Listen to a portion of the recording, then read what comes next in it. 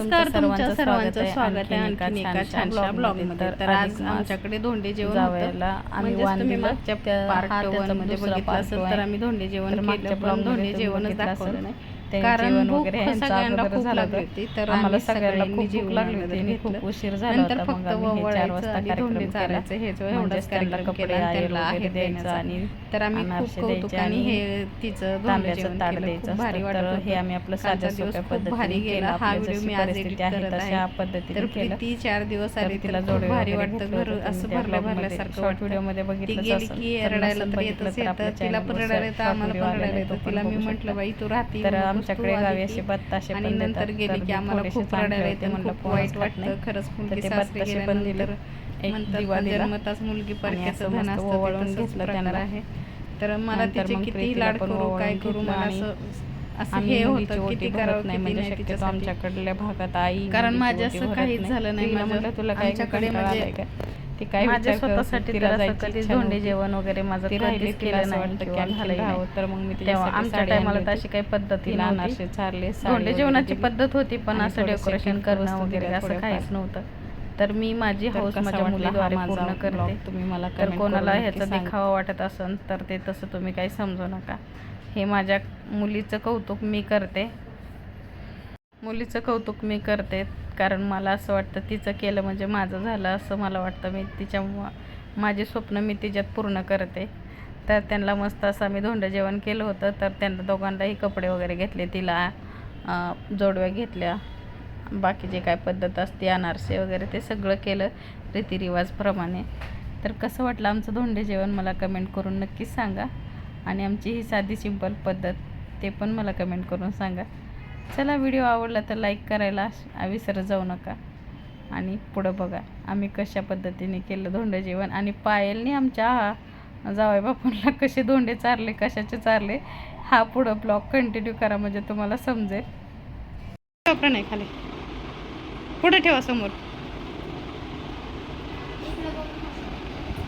इकडे बघा दोघं बी. प्रीती इकडे बघा, फोटो काढते. खावा आता.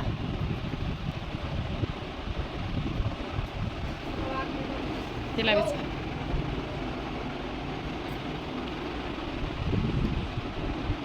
आता अनारसाचं ताट द्या हातात.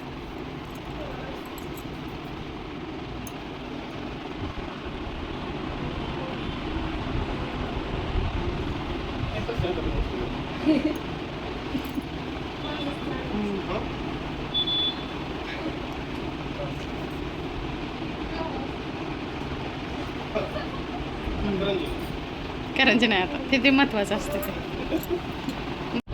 असं तर असं हातात ठेव. फोटो काढा. काय नाही हो, काय नाही. हा करा. काही न चालायच्या आधीच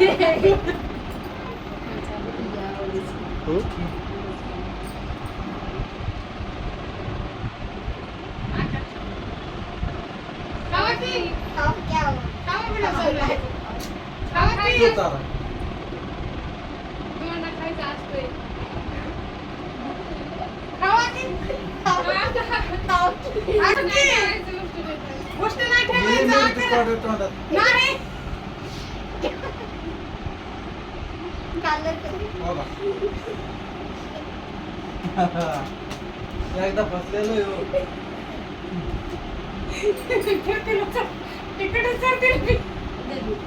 अगं ये ते एकच केलं होतं. अगं नाही एकाच मिरची पडली. माझी सवय टाकली.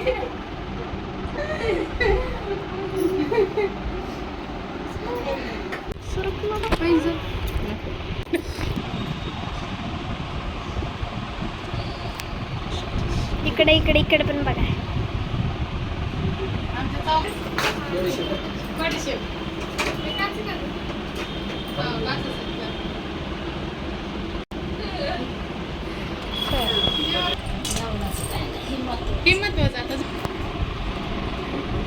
इकडे पण जरा बघा.